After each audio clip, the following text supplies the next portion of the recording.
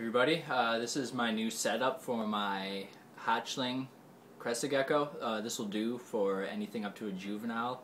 I haven't actually gotten it yet. I'm going to get it soon, but you want to have your tank set up for at least a month, a couple weeks minimum ahead of time, so you can make sure your levels, your humidity, everything is good. You have everything you need. You don't need to go out last minute and get an extra heat lamp or something, for example.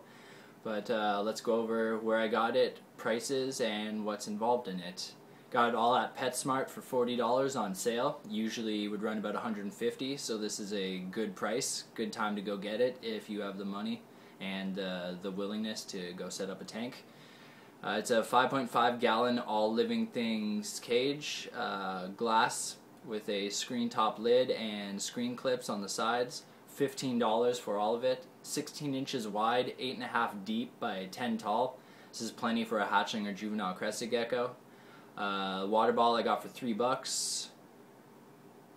And let's grab the camera and get you a little bit of a close-up to show you all the insides. This lamp I already had. It's just a desk lamp. I removed the UV filter off of though. It has a 20-watt fluorescent bulb on the inside. It gives UVB light and a little bit of heat to the tank. I have all Living Things hygrometer and thermometer, $7, usually 14, 50% off sale. Terra hanging vine, medium. I cut it in half, and you can just see the suction cup there. Glued it onto each, stuck it onto each side of the cage.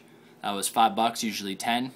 And then everything else that's in here, the plants on the bottom, food and water dish, the rock wall background, this stick with foliage on it that I have coming down and sitting on top of this rock cave, as well as these plants here in the front. This was an all Living Things tropical decor kit for $12, usually $50, and it's everything I need to set up in this. Water bottle was $3, and this whole thing, like I said, was $40. It's perfect for a hatchling to juvenile crested gecko.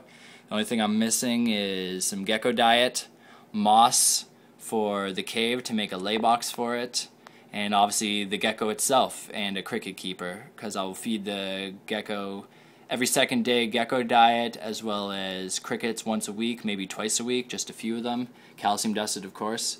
This lamp provides enough UVB and heating. As you can see, I'm sitting about 76 Fahrenheit.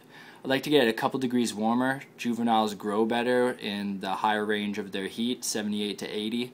You don't want to go much higher than that or you're in danger of overheating them. And this cage, it's dropping in humidity a little bit because it was sprayed a few hours ago. 65% humidity. It's kind of low, but it is the daytime. It's okay if it drops during the day. You want 80% humidity, heavy misting at night, light misting during the day. That should be more than enough. I'm using paper towel for substrate. Doesn't look as pretty, but I don't care about that. I care about the health of my gecko. They can get the substrate in their mouth and it can cause impaction when they're eating crickets especially. They're a little bit clumsy eaters. And I would rather just be safe than sorry. Use the paper towel. It's easier, you can clean it up easier, it holds humidity well, and when you find the poops it's easy to clean. I would rather have a healthy and safe gecko than a pretty tank and a dead gecko.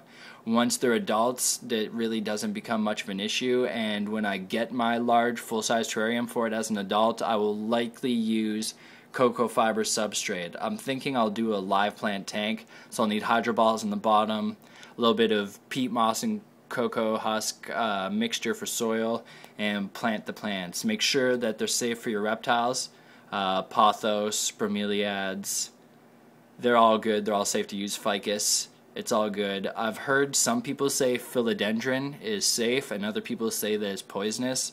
So don't use that unless you do your research to make sure that it isn't poisonous to your animal. A lot of people do use it in their setup, but from what I've read from other people, they've said that it's dangerous for your geckos.